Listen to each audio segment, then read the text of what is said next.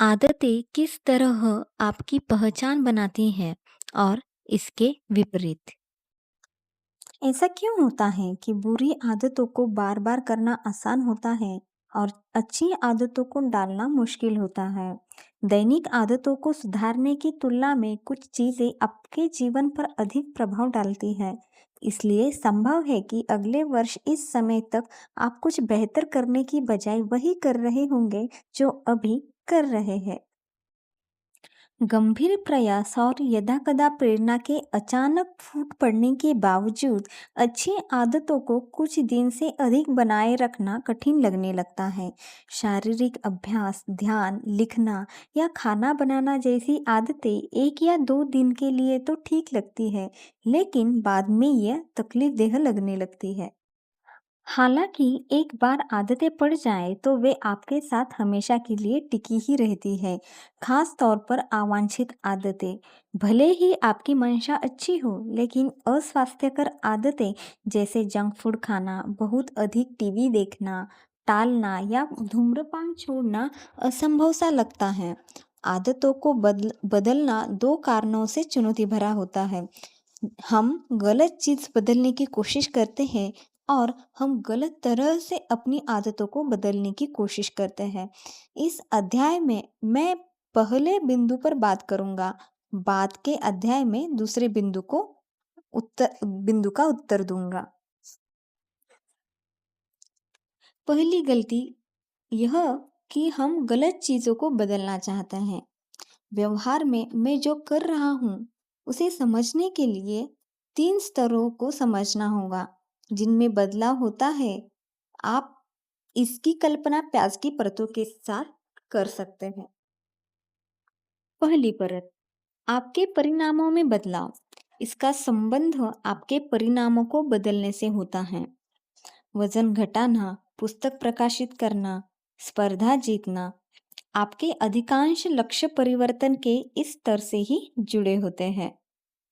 दूसरी परत, प्रक्रिया में बदलाव।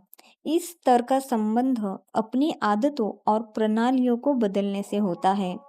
जिम में एक नया रूटीन बनाना, अपनी डेस्क को साफ करना ताकि बेहतर काम कर सकें। ध्यान की प्रक्रिया विकसित करना, जो ज़्यादातर आदतें आप बनाते हैं वे इस स्तर से ही जुड़ी होती है। तीसरी और सबसे गहरी परत, आपकी पहचान में बदलाव। यह स्तर आपकी धारणाएं बदलने से संबंधित होता है।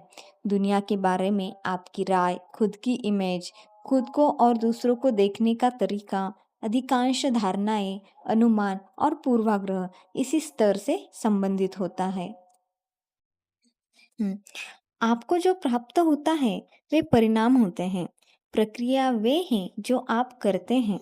पहचान आपके विश्वास से जुड़ी होती है। जब स्थायी आदतें विकसित करने की बात आती है, जब 1% सुधारों की प्रणाली विकसित करने की बात आती है, तो समस्या यह नहीं होती है कि एक स्तर दूसरे की अपेक्षा बेहतर है या बदतर। सुधार के हर स्तर अपने तरीके से उपयोगी होते हैं। समस्या बदलाव की दिशा में होती है।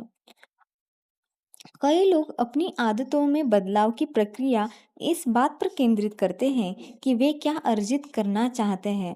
यह परिणाम आधारित आदतों का मार्ग प्रशस्त करता है। इसका विकल्प पहचान आधारित आदतें विकसित करना है। इस दृष्टिकोण से हम क्या बनना चाहते हैं इस पर केंद्रित करके शुरुआत करते हैं। सोचिए कि 2 लोग सिगरेट पीने का विरोध कर रहे हैं। जब सिगरेट उन्हें पेश की जाती है तो पहला व्यक्ति कहता है, नहीं धन्यवाद, मैं इससे छुटकारा पाने की कोशिश कर रहा हूँ। यह सुनने में अच्छा लगता है, लेकिन वह व्यक्ति अब भी यह मानता है कि वह सिगरेट पीने वाले लोगों में से ही है और कुछ अन्य करने का प्रयास कर रहा है। वे उम्मीद कर रहे हैं कि उनकी आदत इसी धारणा को लेकर चलने से बदल जाएगी। दूसरा व्यक्ति जिसे सिगरेट दी जाती है वह कहता है, नहीं धन्यवाद, मैं सिगरेट नहीं पीता। बहुत मामूली सा अंतर है, लेकिन यह कहना कि मैं सिगरेट नहीं पीता उस व्यक्ति की पहचान में बदलाव की ओर संकेत दे रहा है। सिगरेट पीना उसकी पिछली जिंदगी का हिस्सा था, अब वह नहीं पीता है। इसीलिए उस व्यक्ति की पहचान सिगरेट पीने वाले व्यक्ति के रूप में नहीं की जा सकती। ज़्यादातर लोग जब सुधार करने की शुरुआत करते हैं तो पहचान बदलने के बारे में सोचते भी नहीं हैं। वे सिर्फ यह सोचते हैं, मैं स्किनी मतलब परिणाम होना चाहता हूँ, और यदि मैं इसी डाइट का अनुसरण करता रहा तो मैं स्किनी मतलब प्रक्रिया हो सकूंगा। वे लक्ष्य तय करते हैं और यह निर्धारित करते हैं कि क्या करना है ताकि लक्ष्य हासिल कर सके। इसमें वे उस धारणा की चिंता नहीं करते हैं जो उनकी प्रक्रिया को चला रही है। वे खुद को किस तरह से देख रहे हैं, उस नजरिए को वो नहीं बदलते और न ही इस बात को मानते हैं कि उनकी पुरानी पहचान उनके बदलाव की नई योजना को खंडित कर सकती है। हर प्रणाली में होने वाले कार्यों के पीछे धारणाओं का एक तंत्र रहता है।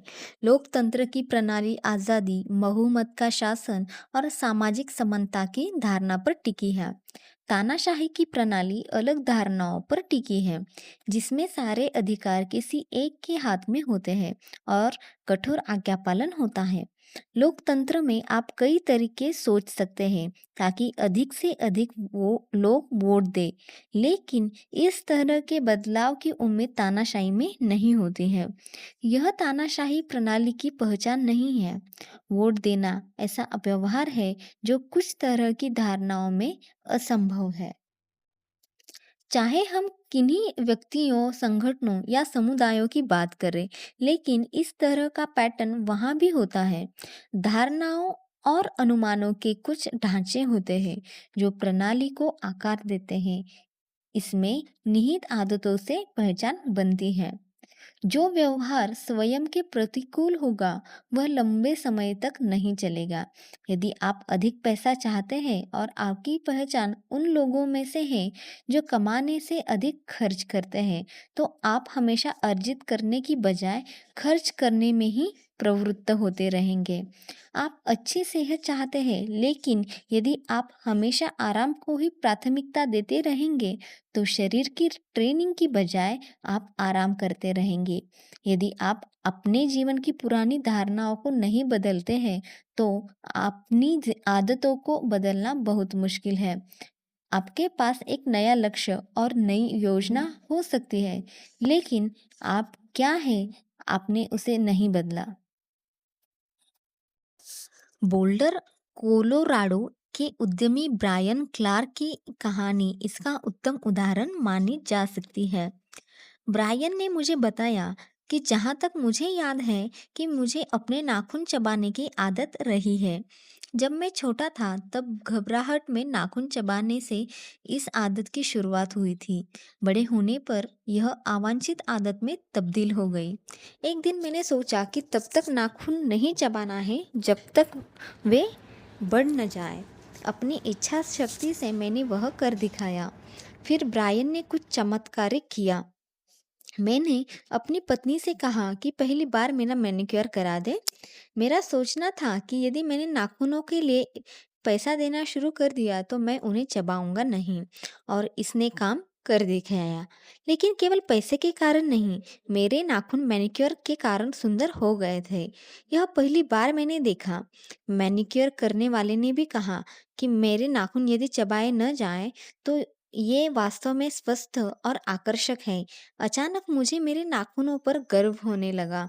यह ऐसा था कि जिसके बारे में मैंने कभी इच्छा तक नहीं की थी, और मैं इसने मुझे अचानक से बदल कर रख दिया। मैंने उसके बाद एक बार भी नाखून नहीं कुतरे। इसी कारण से मैं अब गर्व से उनकी इतनी कद्र करता हूँ। बोल्डर, कोलोराडो के उद्यमी ब्रायन क्लार्क की कहानी इसका उत्तम उदाहरण मानी जा सकती है।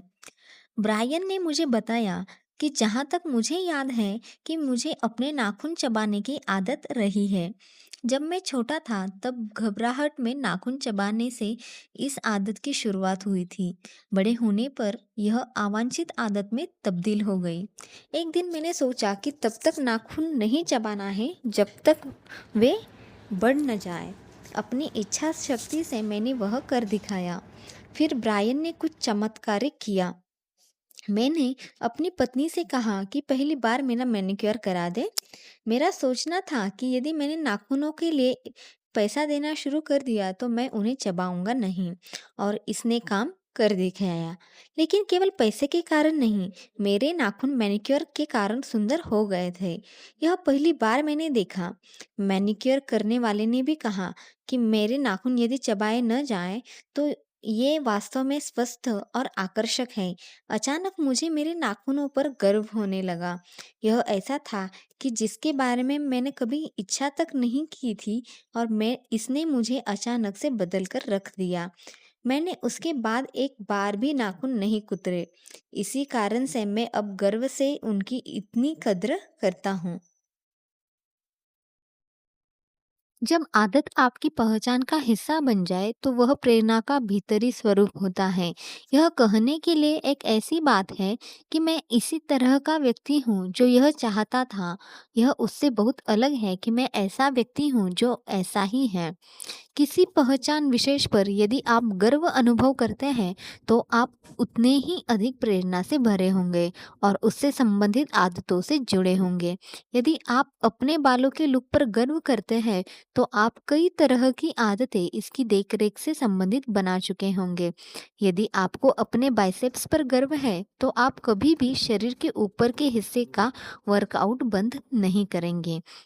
यदि आपकी अपने द्वारा बनाए गए स्कार्फ पर गर्व है तो हफ्ते में आप कई घंटे स्कार्फ बुनने में लगाएंगे। एक बार आपकी गर्वानुभूति परिदृश्य में शामिल हो गई तो आप कैसे भी करके उस आदत को बनाए रखेंगे। वास्तविक रूप से व्यवहार का बदलना ही पहचान बदलना है। आप किसी प्रेरणा से ही आदत की शुरुआत करते हैं, लेकिन केवल एक ही कारण से आप उस आदत में बने रहते हैं, क्योंकि वह आपकी पहचान बन चुकी होती है। हर एक व्यक्ति खुद को जिम जाने, एक या दो बार सेहतमंद खाना खाने के लिए तैयार कर सकता है, लेकिन यदि आप व्यवहार के पीछे की धारणा को नहीं बदलते हैं तो लंबे समय तक इस पर चलते रहना कठिन होता है। सुधार तब तक अस्थायी रहते हैं जब तक कि वे उसका हिस्सा नहीं बन जाते जो आप हैं। लक्ष्य पुस्तक पढ़ने का नहीं, लक्ष्य पाठक बनने का है। लक्ष्य मैराथन में दौड़ने का नहीं, लक्ष्य धावक बनने का है। लक्ष्य वाद्य सीखने का नहीं, लक्ष्य संगीतकार बनने का है। आपका व्यवहार आपकी पहचान को प्रतिबिंबित करता है। आप जो करते हैं वह इस बात का संकेत है कि आप किस प्रकार के व्यक्ति हैं। आपकी धारणा इस पर निर्भर करती है कि आप इसे सजगता के साथ करते हैं या बिना सजगता के।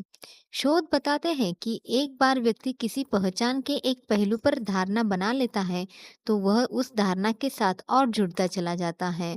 उदाहरण के लिए, जो व्यक्ति मतदाता के रूप में पहचाने जाते हैं वे उन लोगों की तुलना में वोट देंगे कि देने के अधिक इच्छुक होंगे जो कहते हैं कि हम वोट देना चाहते हैं। इसी प्रकार से जो व्यक्ति अपनी पहचान में एक्सरसाइज को शामिल कर चुका होता है उसे कभी प्रशिक्षण के लिए समझाने की जरूरत नहीं होगी।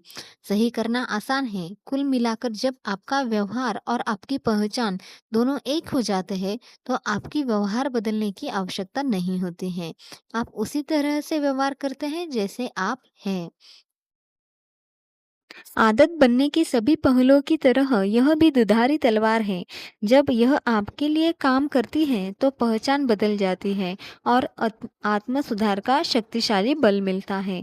जब यह विपरीत काम करती है तो आपकी पहचान श्राप बनकर रह जाती है। एक बार आपने पहचान को अपने भीतर बिठा लिया है तो अपनी निष्ठा उसके प्रति समर्पित करना आसान हो जाता है, ताकि यह आप में बदलाव की क्षमता पर असर डाल सके। कई लोग सौज्ञात्मक नींद में ही जीवन निकाल देते हैं और उनकी पहचान से जुड़े मानकों का आंख बंद कर कर पालन करते रहते हैं। मुझे दिशाएं याद करने में परेशानी होती है। मैं सुबह उठ नहीं सकता। मैं लोगों के नाम याद नहीं रख सकता। हमेशा मैं देर से पहुंचता हूँ। टेक्नोलॉजी के मामले में मैं अच्छा नहीं हूँ। मुझे गणित बहुत कठिन लगता है, और भी अन्य हजारों बातें। जब आप कोई कहानी स्वयं के लिए लगातार वर्षों तक चलाते रहते हैं तो आप एक मानसिक ढांचे में उतर जाते हैं और उसी को सच मानने लगते हैं। कुछ समय बाद आप कुछ कार्यों से इनकार करने लगते हैं। मैं यह कर ही नहीं सकता। अपनी खुद की छवि को बनाए रखने का भीतरी दबाव बहुत अधिक होता है और उसी तरह से व्यवहार करना आपकी धारणा का हिस्सा हो जाता है। आप खुद को विरोध को दरकिनारे करके तरीके ढूंढने लगते हैं। कोई विचार या कार्य आपकी पहचान से जितनी गहराई से संबंधित होता है, उसे बदल पाना उतना ही कठिन हो जाता है। यह भले ही गलत हो, लेकिन यह मानना आपके लिए सुविधाजनक हो जाता है कि आपकी संस्कृति की मान्यताएं, मतलब समूह की पहचान क्या है, अथवा आप वे करते हैं जिनसे आपकी छवि, मतलब व्यक्तिगत पहचान बनी रहती है। किसी भी स्तर पर, भले ही वह निजी हो, टीम की हो, समुदाय की हो, सकारात्मक बदलाव में सबसे बड़ा अवरोध पहचान के संघर्ष से जुड़ा होता है। अच्छी आदतें युक्ति संगत हो सकती है, लेकिन यदि वे आपकी पहचान से सामंजस्य नहीं रखती हैं, तो आप उन्हें आचरण में लेने से विफल रहेंगे। किसी भी दिन आप अपनी आदतों से संघर्ष कर सकते हैं, क्योंकि आप बहुत व्यस्त हैं या थके हुए हैं या फिर अभिभूत हैं या सैकड़ों अन्य कारण होते हैं। लंबे समय में आप अपनी आदतों से जुड़े नहीं रह पाते हैं, क्योंकि आपकी स्वयं की छवि उसमें अवरोध बन जाती है। इस कारण से आप अपनी पहचान के एक पक्ष से जुड़ नहीं पाते हैं। प्रगति के लिए कुछ भुला देना जरूरी होता है। स्वयं का श्रेष्ठ रूप बनाने के लिए जरूरी होता है कि आप अपनी धारणाओं का संपादन करें और अपनी पहचान को उन्नत और विस्तारित करें। इससे एक महत्वपूर्ण सवाल खड़ा होता है।